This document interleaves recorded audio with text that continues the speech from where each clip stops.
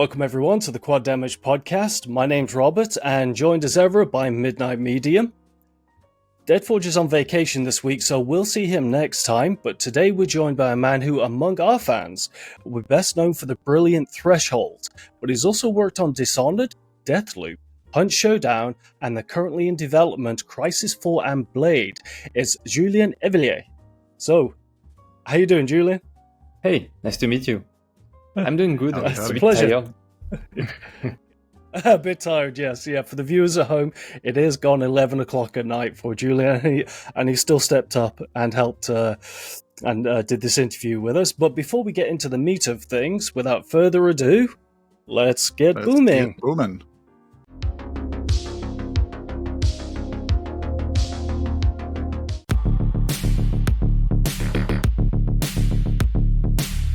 So, Julien, just to, for everyone that's watching, of course, they know you best for Threshold because it's been in the press a lot recently. It is a brilliant game, very atmospheric. But as I mentioned in the intro, you have quite a pedigree when it comes to FPS games in the past. We even had Rafael Colantonio on this show a while ago.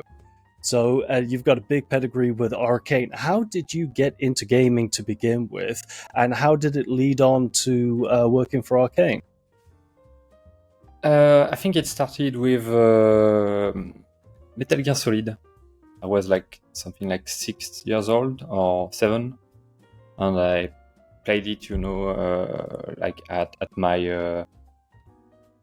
my nurse's home. It was on the PS1 of her daughter, and I just loved it. And actually, my second game back then at same place, same time was Quake. So I knew both those games simultaneously, and that was the first stone that built, I think, that passion for games, but also for staging, direction, and all the things that Kojima is really good at.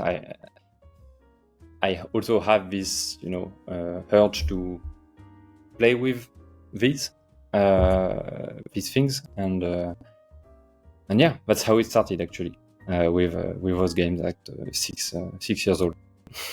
Yeah. So the thing is, I wasn't sure how to get into the industry. I did some maps on Age of Empire back in the day, but it was just playing basically for me. I didn't consider it as a path of career, and at some point I applied to a school, to actually follow cinema studies. And when I came to the building, the woman at the entrance office handed me two documents, one for cinema and one for video game, and I was like, okay, I'll take video games instead of cinema. and that's how it happened. I followed the three years of game design school basically, and then had a small internship in a mobile game studio in Lyon, a very small structure.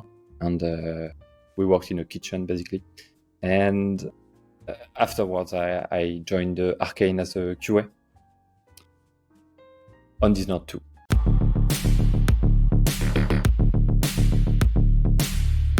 Did you have any kind of in with Raphael, or is that just something you kind of essentially auditioned for and they were like, I like your work, come on in kind of thing? Did you know any of the guys previously, or did you just kind of show up in a resume portal and they were like, looks great, join the team? So I tried the resume approach actually. It didn't work back then, and I actually befriended some of the folks there at a bar. We met at a bar, and we eventually went to concerts together and that kind of stuff, So it might sound like I did it, just because it was them, but it was actually genuine, there was there were cool people, and I was enjoying hanging out with them. But yeah, sure, I was also yeah, that's cool. They're from Arcane and everything, and there was that kind of dual thing, and at some point they helped me to move from one apartment to another, and at the party that, at the end of the day, they were talking about the company, and they were saying that they were actually looking for QA people at that moment, and I actually mentioned that I applied and I didn't receive any response, and they told me like, why didn't you go through us, for that for that application? And I was like, I don't know, maybe it's I was a bit afraid to do such things, back then. Mm-hmm. And they told me that's okay. We can make things move forward and faster. So I still had a test, to run through, several interviews, and I ended up doing 1 year of QA for Dishonored 2, and then I switched to level design on Dishonored, Death of the Outsider, and then Wolfenstein Youngblood, then Deathloop, and eventually Blade. Because what I was getting the impression was that you've worn kind of a lot of different hats, like you've got a lot of different specialties that you've been able to accrue. Was that something you kind of had in your back pocket, like before you got into the industry, or is it just sort of a case of like you got to do a bunch of different things as you hit these companies and kind of picked up those skills along the way? Actually, not really. It's kind of a weird thing. I like doing a lot of different things, and that's what led to Threshold eventually, because working in AAA, you are forced to do one kind of job in one, lane. You've got your basically you've got your silo, kind of, and you got to stick to it. You can't overstep, because for good reasons, like it can create chaos and everything. And that's actually what made me leave Arcane as well, because I felt like there were so many things that I wanted to touch, and sometimes it's just not possible for very good reasons. So I'm not blaming anyone, but yeah, that's what also drove that will to make a Threshold on the side while I was working at Crytek.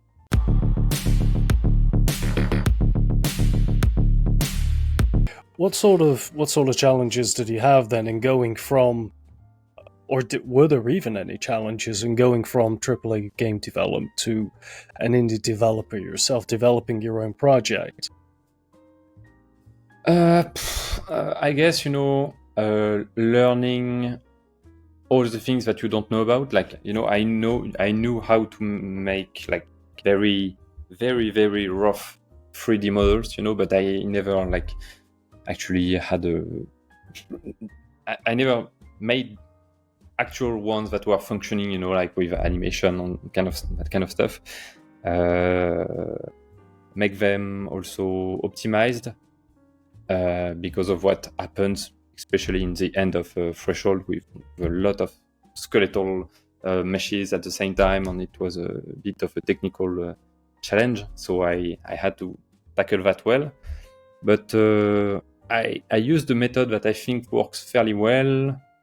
It was basically to, not opening a software that I don't know, on like trying to grasp everything, but just opening the software and doing exactly what I need, even though I don't get exactly what I do, and it might sound like a wrong way to approach it, but eventually you have to come back to that software to do something else that is a bit different, and eventually you manage to gather a lot of knowledge on something that you would have felt overwhelmed with if you wanted to to learn everything about it before just going in with that specific thing that you want to do in mind.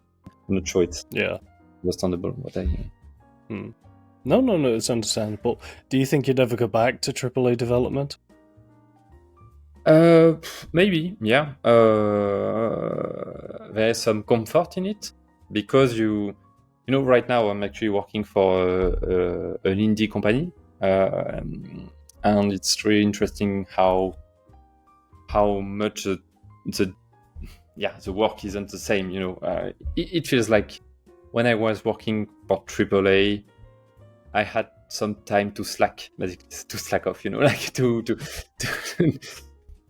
sometimes not do that much of work. Like you are waiting for a lot of meetings. There's a lot of inertia on a lot of things that need to get validated, and during that time you do stuff that is like sometimes a bit more meaningless or a bit less, creatively exciting, and like it doesn't take as much energy, in my opinion, AAA.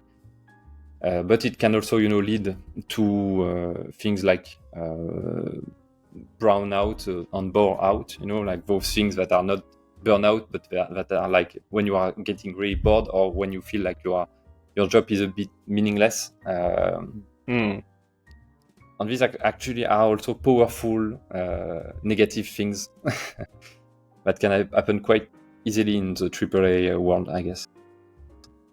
Yeah. Is there anything kind of comforting about taking on the pressure for yourself when you're working for yourself? Because you may have to do all the work, but you're kind of like completely able to manage it all, Yeah, that's actually not really comfortable at all. It felt like I mean, the whole, threshold development was kind of cool for that, because I felt like I don't have financial pressure because I'm working at Crytek like for the day, and at night I'm developing threshold. So basically, I don't have money money isn't a problem, and it was like a big plus, because usually when you are an indie dev, you are struggling to find cash to survive, and if you don't have that pressure, you can be very true to what you want to make, even though you don't have to care about sales at all, and that's a great thing. You don't have to compromise that much. You can go, just all in, basically, with your vision. And the problem with that, I guess, is like the release, because you are like almost alone, because I had my publisher, but you are like mostly alone to face the wave of whatever comes in your way. And the threshold launch was a bit rocky because there was a lot of like instability on some soft blockers. So there was like 12 patches in a month. That was a rough start, but that went all right eventually.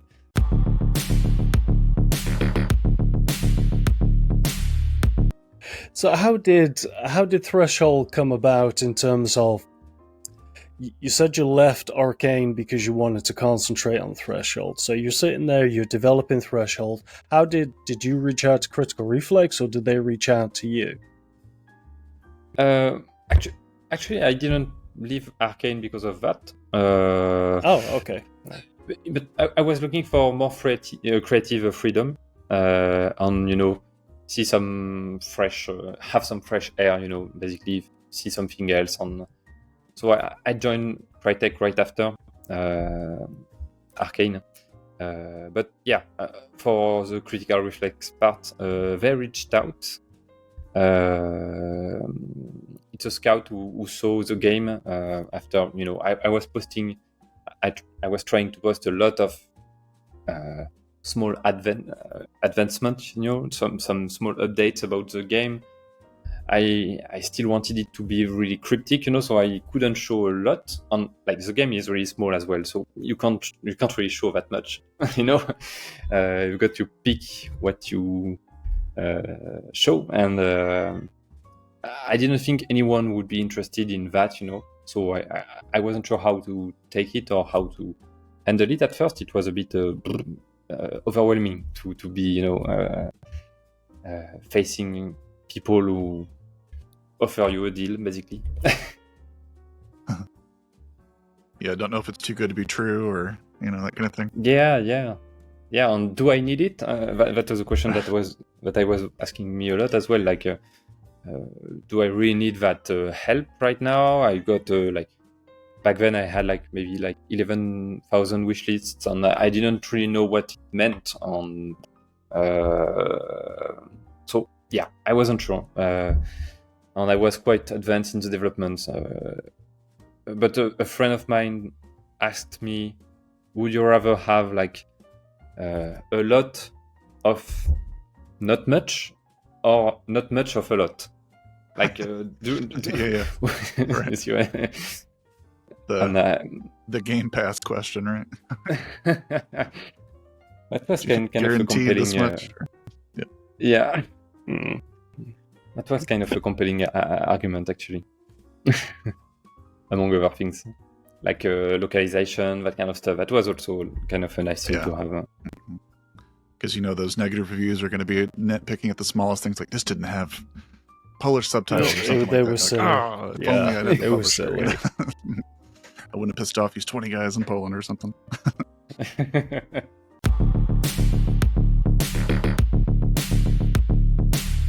This is actually something I kind of came to notice, and I was like, wait, based on a true story? Because I know a lot of things claim that, and then they sort of embellish it and make it good. I'm curious, to what level is Threshold story based on the truth? Without giving too much away, of course, but yeah, I mean, I can be really open about what it is.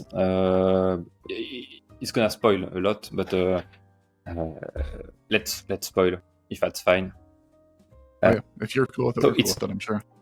If you're cool with it, yeah. So it's a game about like there's a lot of themes, but the reason why I decided to make that game was because my wife told me that like in France every day there's like 3 million animals that are being killed for food, and like for in a single day in France, so it felt like a huge number, and it kind of rang a bell, I mean, no, it struck a chord more like something felt worth saying about that, because games are never talking about that. I understand why. It's like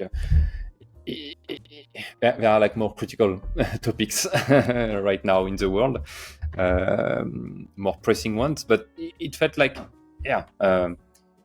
it should be brought up still, because like games aren't talking about that kind of stuff at all. It felt like that's a shame, and especially showing that number felt like something interesting to go for. Basically, I love data viz, like graphics that gather that data and give you a visual idea of what those big numbers mean, because we are like so used to seeing billions on that we barely comprehend what it means in scale. You don't understand the scale of it. I saw your tweet about it the other day, the pinned tweet, and I was like, that's what everybody's talking about. Exactly. So that's the main part. Basically, the game starts, and you pick a country, and you play for 1 hour, for example. At the end, the basic idea was at the end of that hour, if you play for 1 hour, it's gonna rain down animal corpses, and it's gonna be the exact number of animals that have been killed during your playtime in the country you picked. So that's like the actual base. That's actually, I thought about it a lot when I decided to write this based on a true story. I thought I should, at some point I thought I would write based on actual data, or something like, or statistics, but it would have been a bit spoilery and a bit less sexy. So I went for the whole, like the big cliche. Yeah. There's also but you're not wrong though. You're not wrong when you say it. So. No, and actually, there's an event that happened in the US, in Kentucky, I think, it was called the Kentucky Meat Rain or something like that, Meat Shower.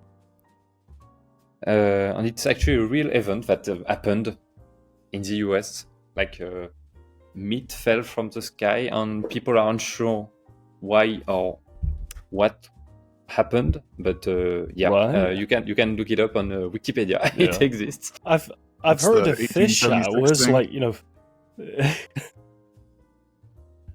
A funny story about that, by the way. Dylan Rogers, I guess you know the guy. Mm-hmm. Yep. At some point, like when I was developing Threshold, he posted something. He posted actually the Wikipedia link of the Kentucky Meat Shower. I'm not sure it's Kentucky, but something Meat Shower. And I, in the thread, of answers of that tweet, there was someone saying, "Oh, that would be so cool to have a game with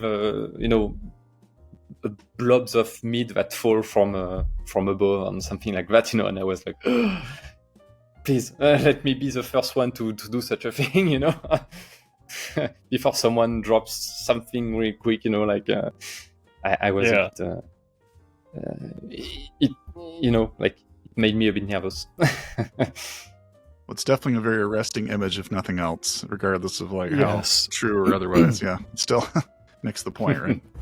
Want to support your favorite Boomer Shooter podcast? Well, tough luck, because we're all you've got.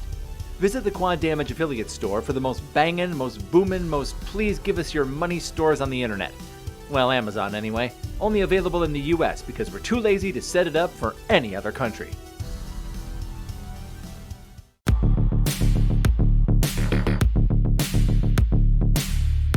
I'm gonna say the good old answer, like it depends. I really feel like it was interesting to see this actually with Threshold. I talked to a lot of people who told me that they were like surprised in a good way that you could make a game starting by the end. Basically, my idea was just to have that rain of animals, and the whole game, the whole plot and everything is just a pretext to make the counter build up enough numbers of animals. That was the only reason for that game to exist. So at first it was supposed to be like a 5-minute game, happening in an American suburb or something, and very different, feel. And at some point I felt like, because 5 minutes would be enough to prove the point and to crowd actually the place with a lot of corpses. But it felt like I wasn't, I wanted to also prove to myself and to people that I was able to do a good job on different parts of game development, and I ended up feeling like, okay, I need to do more. I need to do an actual game, with a proper narrative and proper an intricate design, even though it's quite simple, So it was just coming from that, staging idea, that visual element that I wanted to bring to the table, and everything else was just, built on that idea. It's not always gameplay first for a game. There are some extremely unique ideas in there. Getting oxygen by biting into the canister is certainly a unique one, considering it hurts you as much as it helps you. Yeah. One of my favorite comments is like, "Oh, is this the game where you bite into the oxygen tanks?" Like, I love that game. That must be what it's known for. Yes, it's actually these things came a bit, during development. I knew that I wanted to make the story happen in a mountain because it's remote.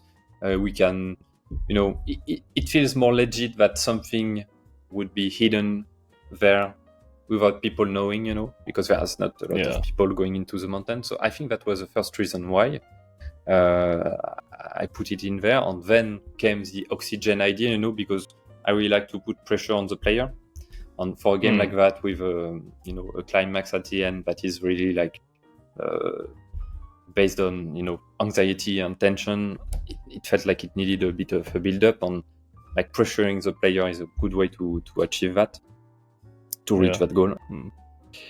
And then came the way to get back oxygen on I had two options basically. It was like you walk on a capsule and it does a effect and that's it, and it's not like super I don't know, it's great in games with a fast pace or whatever, but I wanted to have something that felt really grounded and really like even if something cool happens to you, it's not that cool. And I don't remember exactly how it happened, but I went to that last idea eventually. Mm-hmm. This may be this kind of continuation of how do you know like what makes the game start being made. This may be as hard to define, but like just because like you've been through multiple development cycles and now you've done your own. When have you noticed, or have you noticed any similarity between the process working for somebody else and working for yourself, where you're like, okay, now I feel like the game is finally working. It's not just a concept. It's not just a slice. Like, is there any kind of moment, like a critical mass, where you're like, just in sort of raw game terms, you're like, okay, this has enough mechanics to feel like an experience. I mean, obviously it's different for, depending on what you're making. You're making more of like what some people call a walking sim, whereas, Dishonored may need 15 different powers going at once before you can feel like you've made the game. But I don't know if you had any kind of spot where you're like, okay, I know what I'm looking for as a game designer when I feel like I have enough stuff to work with for this to be fun for somebody else too. Yeah, that's a really good question. I'm not sure I would be able to answer that for a AAA because I never ended up. I mean, for the big scheme, because I was never in the position for that, to know. But on the scale of a level, when I was working as a level designer at Arcane, I already could feel that, okay, now, we've got everything is in place. Now it needs some polish. It's hard to actually know when it happens. I mean, you are not alone, on AAA. So the narrative team gives you, a framework, and you at some point, you know that you've managed to build everything within that framework. And at some point, you get, okay, I can't go further than that. You are limited by space on time, both from the game and the production. And for Threshold, it was a bit different. It actually went through a lot of playtests. Like there were like 48 playtests for the game, like individual ones.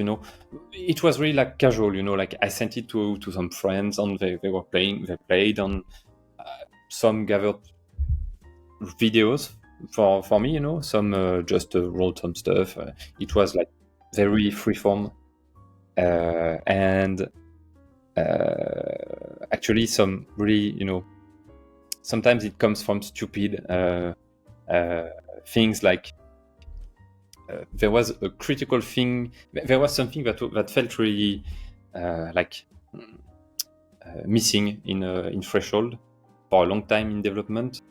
I was missing something in the loop. Basically, there was nothing to push you to, explore on. At the same time, push the train. And at first, you just had to push the train and push the train and push the train until it reached the maximum speed, and boom, voila, it's the end. Yeah. And you wouldn't have to, explore. And it felt wrong. And a friend of mine told me that playing the game back then reminded me of working at McDonald's. So it just said that because there was like, when the ticket machine, the punch ticket machine finishes to like print a ticket, you can grab it, and if you don't grab it, there's like a beep sound, like that tells you like get the ticket now. Yeah. And he just said that. He said, "Hey, it feels like I'm at McDonald's again." And I worked at McDonald's. I know what he means. Many years ago, of course. Yeah, well, I got it as well, and I felt like, okay, there's only one alarm. I'm gonna bring more alarms to the game, like more sirens that require you to be everywhere and like, be under constant pressure, basically. And that's how the idea of having the pace that you've got to meet, that you are forced to comply to. That's how the idea came, so you couldn't just push it too fast when you wanted to. You've got to meet what the capital asks you to meet in terms of train speed, and that allowed so many more things to happen, to be, it unlocked everything. That phrase. I love the phrasing that you use in it, things like expected pace and stuff like that. Those are the sorts of phrase that a large corporation would really use in reality. That they would take something, turn it into a phrase, and then that phrase can then be like put into documents and job descriptions and stuff like that. But, I tried to. Yeah.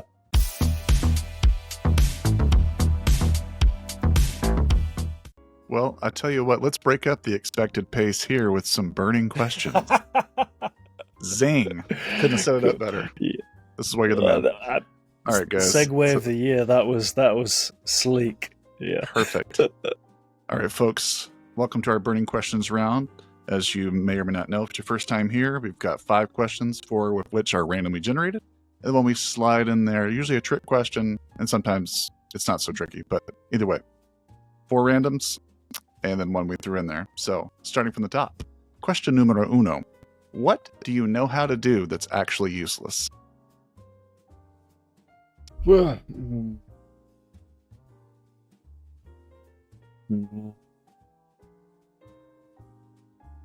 that's a tough question. I'm Take sure your time. I can edit it out. Okay. I'm sure I've got plenty of things like that, but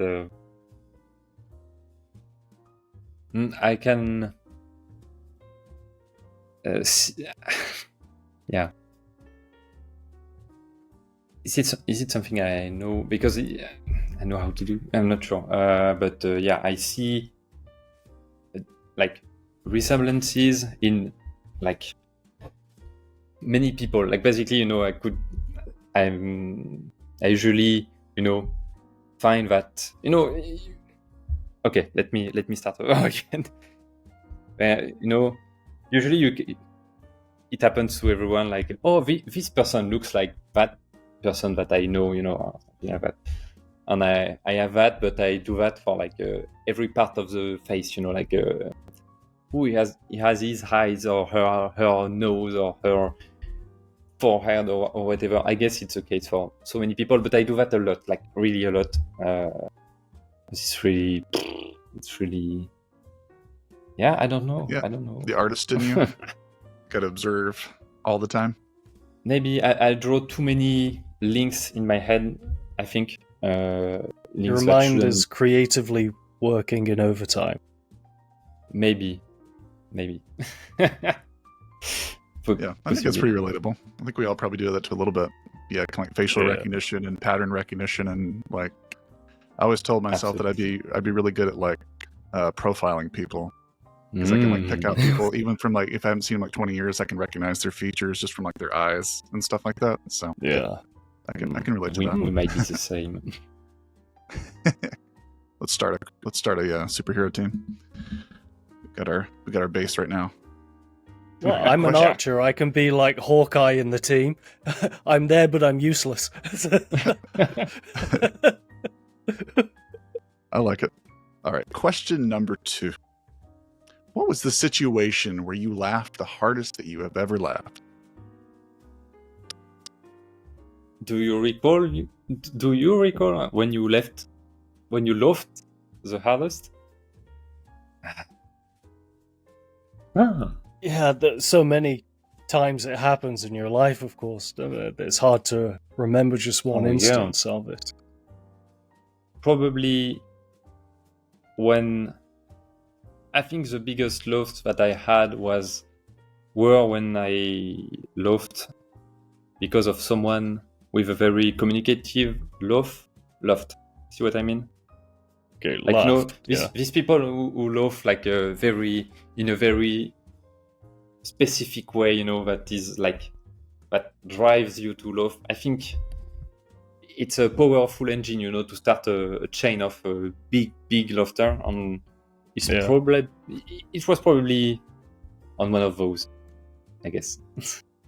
One of the inspirational laughs, someone that you can't help but like respond to with your own laugh. Yeah.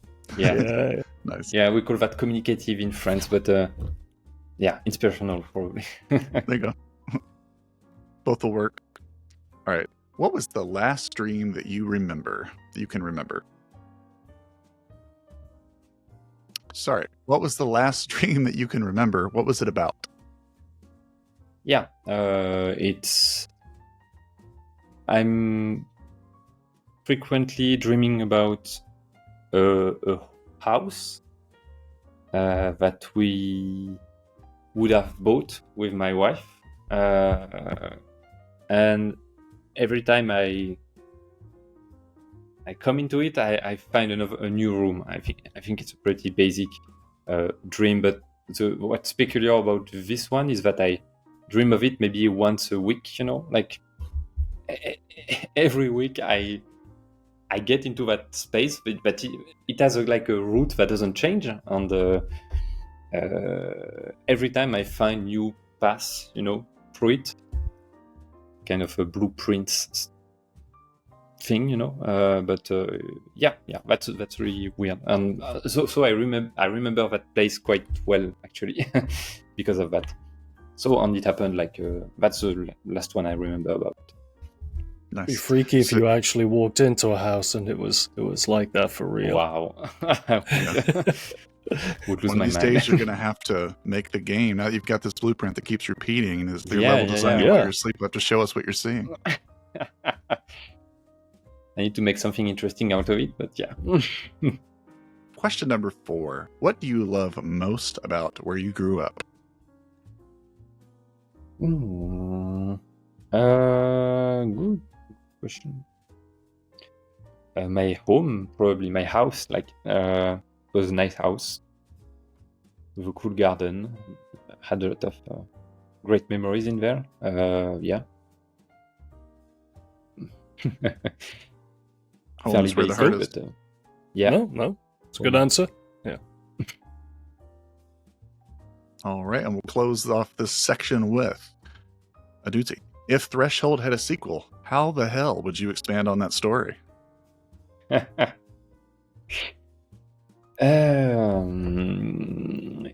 would probably be like the aftermath, but maybe not the yeah, why not? Why not the aftermath, actually? Flesh everywhere. And I actually had plans to make games with more flesh, but maybe, yeah. Either the Cataclysm is starting to spread to cities and everything, it hasn't been contained. So you'd expand on the world, see how it's happening in the world.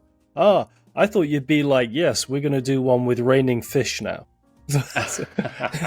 There are raining fishes in Threshold already. Based on the true story. Yeah, but that one. It's less, it's less provocative. Yeah. People don't care about fish, even less than some others. Fish don't have feelings or something like that, right? So they say. You ever been in the right place but wearing the wrong thing? Ain't ever gonna happen again, brother, because you can now buy the sexiest apparel this side of a John Romero hair products line. Visit the Quad Damage Amazon merch store and get that shiz delivered on Prime. Damn. You're gonna look good.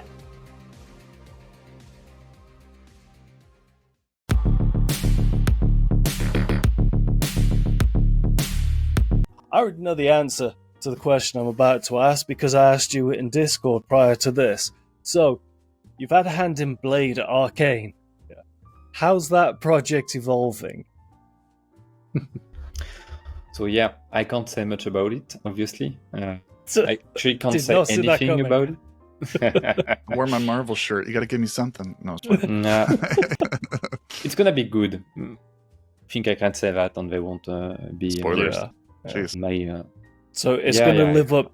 It's gonna live up to the hype because the thing is, Arcane's one of those studios where, like, every project that they do, whether it's a better project or a lesser project, it's always a good project. Yeah. So to take on a licensed IP like Blade, especially one that is as cool as Blade is, and you pair it with, like, you know, when you think, oh, Blade and Dishonored mixed together, that could really go, you know, be good and stuff. So it's not like you're going to be bringing back Wesley Snipes or something like that to do it. Although he's probably in the market for it, he's happy to continue playing the game. But just from that teaser trailer alone, you knew that you were going to get a quality product with that. So I understand, you know, that people want to keep it, you know, quiet because it's still in development and there's probably a lot of questions. I feel that if you start asking one question, it's simply going to open the floodgates to people asking 100 questions about it. Yeah, and then suddenly the mystique is gone. You know? Yeah. So I appreciate that, you know, you've been told, let's keep it a little quiet, you know, and when the publicity time comes, we'll ramp up. But now that we know that we can't publicly... I'm laughing because that's exactly the opposite of how Marvel operates right now. They're constantly updating you. It's like, and here's for the next 3 movies, I want you to know what's going to happen to these characters in the movie that hasn't come out yet. You're like, calm down. Yeah, at least with the game, you know that there isn't going to be like loads of homework that you have to do with it, because everyone knows who Blade is. Everyone knows what the backstory is. You don't have to have watched 8 movies beforehand, you know. Maybe just the first Blade movie so you can become familiar with the character. The second, yes. The third, not so much. but I actually liked the third because it had so much potential. You know, it was Dracula, and it just wasn't made really to fulfill its potential. But, you know, with a name like Arcane... Yeah, you know, with a name like Arcane attached to it, that game is going to fulfill its potential. Yeah, I believe so. I think it's going to be good.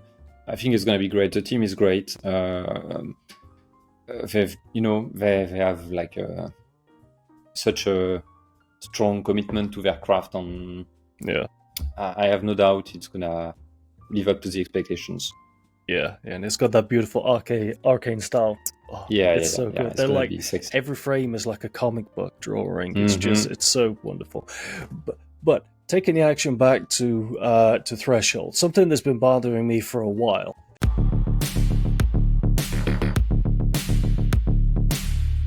Whatever happened to that prologue that was on Steam and then just disappeared one day? I really enjoyed that little slice of life, and it's gone.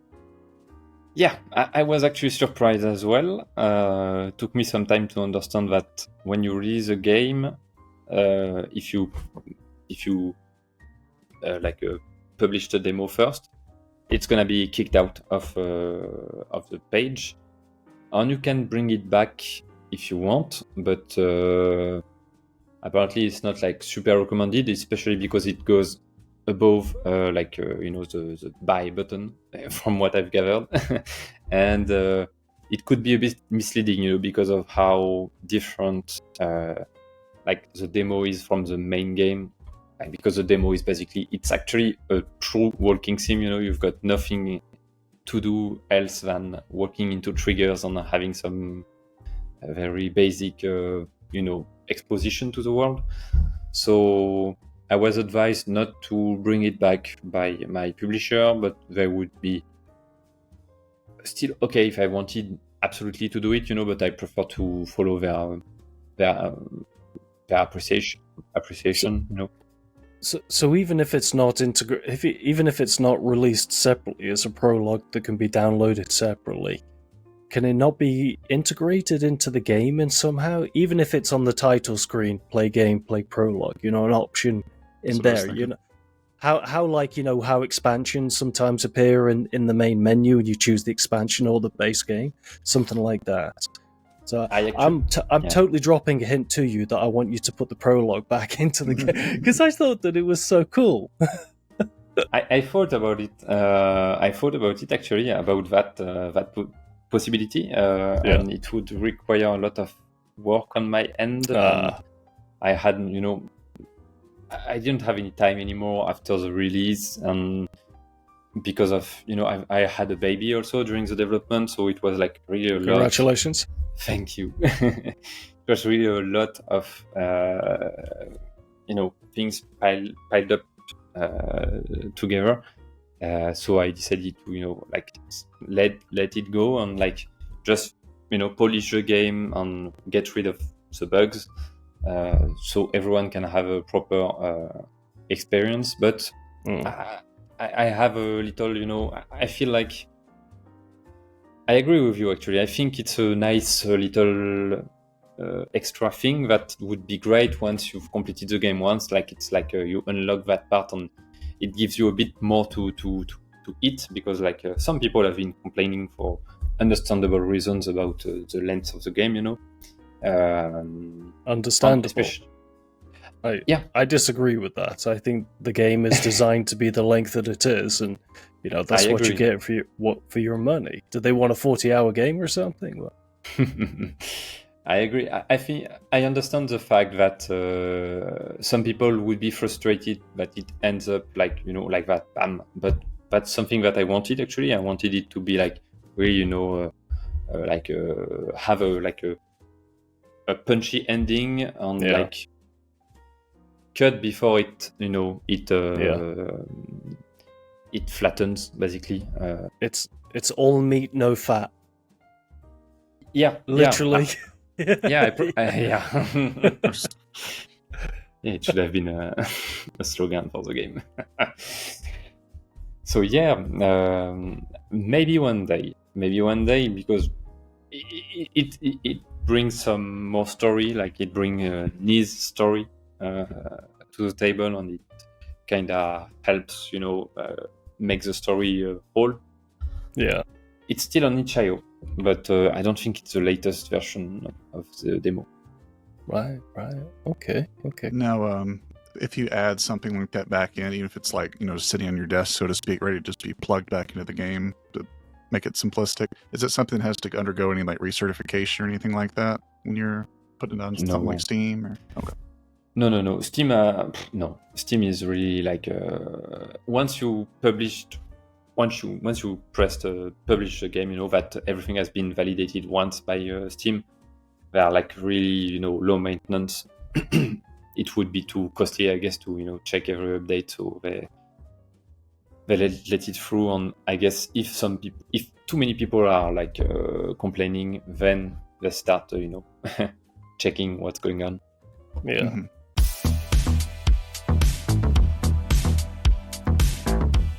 For the viewers at home and for Julien, who's joining us here, then, each guest that we have on the show, we give the opportunity to answer a question that was posed by our previous guest, and then ask a question for our next guest.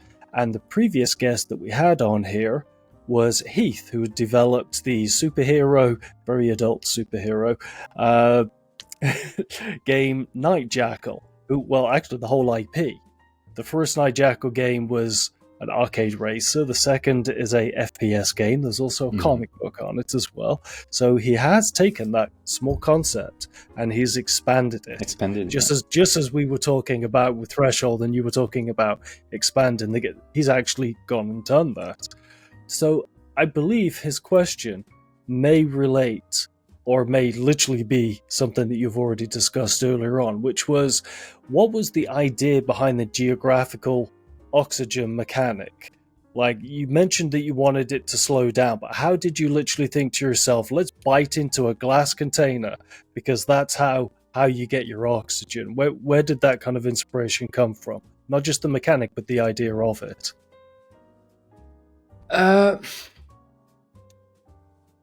actually don't remember. I think it was, I work really on, it's not super subtle, but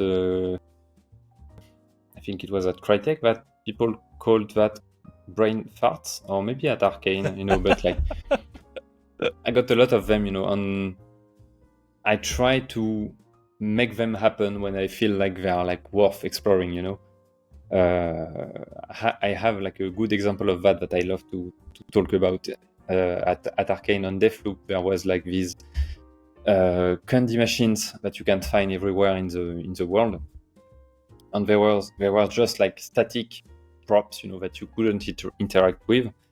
And at some point in the meeting, I said, "Hey, why can't we just shoot at them and candies roll over the floor on NPCs would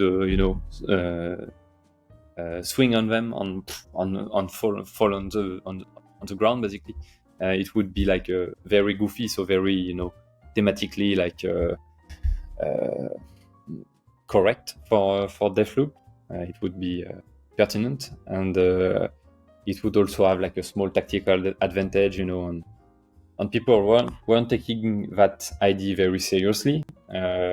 And so I felt like, okay, I'm gonna do it, and I did it in like a half a day. It wasn't that complicated, and it ended up, in the trailer. So it was eventually kind of, I'm glad, it found its way. And to get back to Threshold. So yeah, I don't remember exactly, but I wanted to explore things that would be hurting you, like either physically or mentally, but not physically, but your character physically and you mentally. And I wasn't even super aware of the body horror concept, that it was really that it felt like it's gonna touch you in your flesh basically, and very literally. I wanted something to be a bit like you are suffering while doing something that feels good.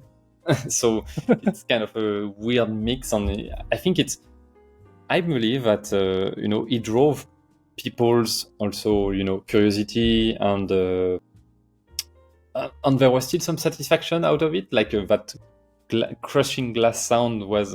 I could see it on the face of people playing, like they were like, and there was also really like, hear the shards, because it's not just a shh, it's a cracking into it that you hear, and it really goes through you.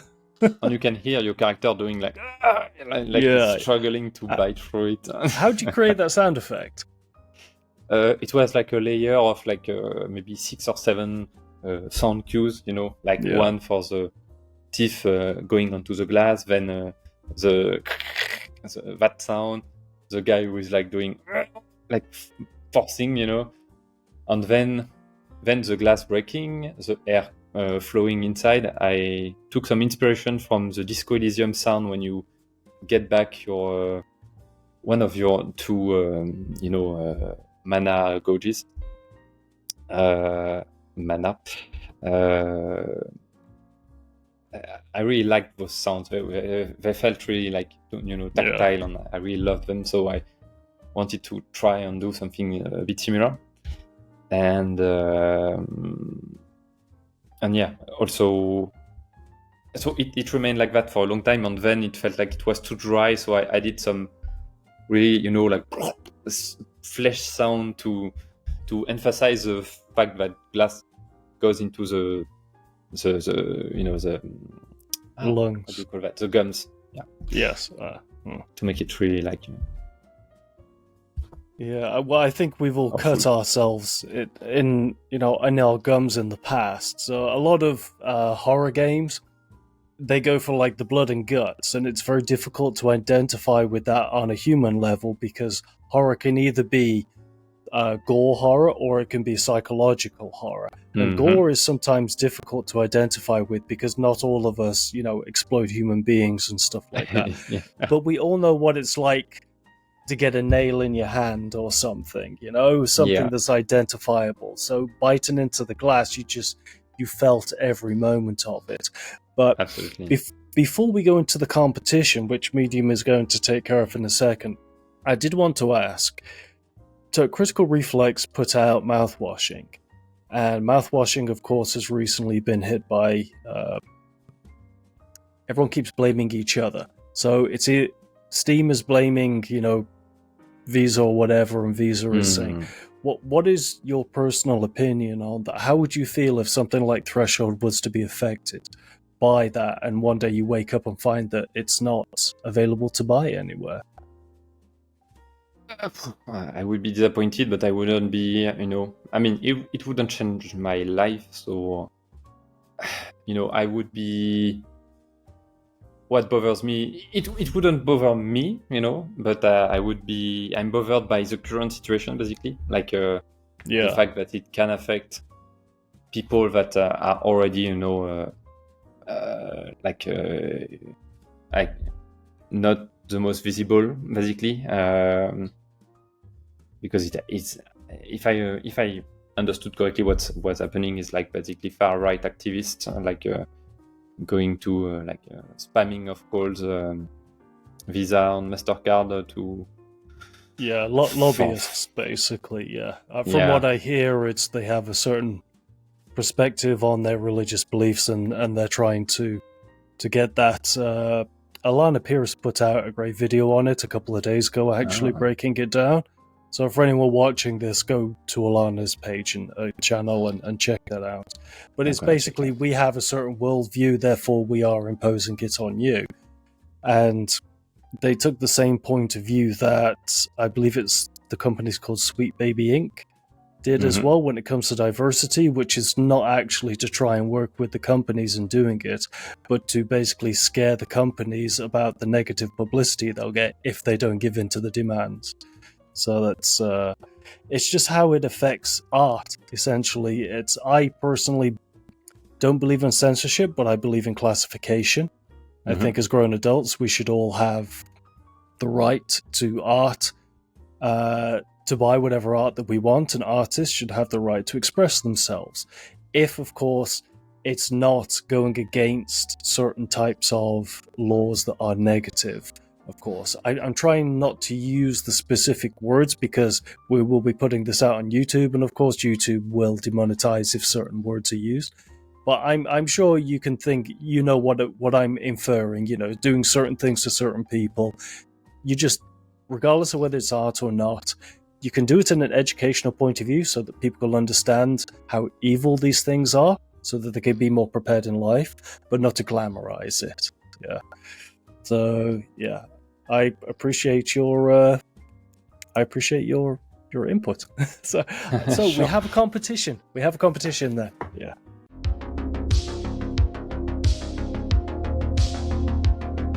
Alrighty. Well, if you're interested in what we're talking about here today and what Julian's serving up, if you like meat showers and just tear it into a glass canister, just to get a little hit of that good oxygen, well, you're in luck, because if you'd like to play said game, we've got 5 keys to give away for Threshold, and all it takes is for you to retweet the tweet of the episode that'll be on Twitter, of course, and then comment on the YouTube post. And Blue Sky.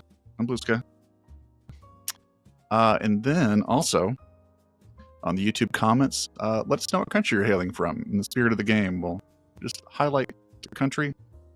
And I like this one too because I added this in there. Your favorite animal. What country you're hailing from, or if you feel like that's a little personal, just say, what's your favorite animal that I would like to not be in a meat shower, if at all possible. Yeah, and thank you very much, Julien, for being so generous to provide us with those Steam keys that we can give out. That's really decent of you. Yes, thank you. Thanks, everyone, for joining us for this wonderful episode of the Quad Damage Podcast, joined by Threshold developer Oh my God. I got your first. Concentrate on your surname so much. I got your first name right. Julien Eveillé, developer of Threshold and Crytek and Arcane. Veteran at this point. You've worked on so many games with them. So, Julien, how can everyone find both yourself and Threshold out on the internet if they want to follow you or the game? They've got to type Threshold game on Google or search for Julien Eveillé on either Blue Sky or Twitter. I'd rather Blue Sky, but yeah, a lot of people do. It's at Pataloon on Twitter. Yeah, right. Yes. What is a Pataloon? Actually, I started with a very bad nickname when I got into the internet, as many of us, I guess. And I was looking for a new nickname. And a friend of mine once told me something about my pants. Basically, pants in France is called pantalon. Right. But he said it like patalon. Right. I felt like, there's something there. I just added an O, so Patalon on Patalon. And it was like easy to say, and no one. I mean, it wasn't taken anywhere, so it felt like, okay, that's something a bit unique. So I'm gonna stick to it. Excellent. So yeah, everyone follow Julien and buy Threshold. And Medium, where can people find yourself? Yeah, you can find me at YouTube, Midnight Medium, a Midnight Medium on X or Twitter. You can throw money away, throw it in the garbage can, let it on fire if you want to go to Patreon. Support my me talking about licensed things and survival horror and RPGs and whatever else that comes to mind. It's not burning money, mate. It's money well spent. That's what it is. Yeah. Supporting a worthy cause. Yeah. And in unworthy causes, you can follow me on Twitter, /X at RobertYap30. Is it RobertYap30? What am I? I have no idea. RobertYap80. Yes, the year I was born 80. Number one to me, so. Yeah. And you can follow the podcast, of course, on X at Quad Dam Podcast. It's the same on Blue Sky as well. We are on Reddit under Quad Damage Podcast. Please check our affiliates and buy our merchandise. We would like to grow the brand. And I guess until next time, guys, keep on booming. Keep on booming.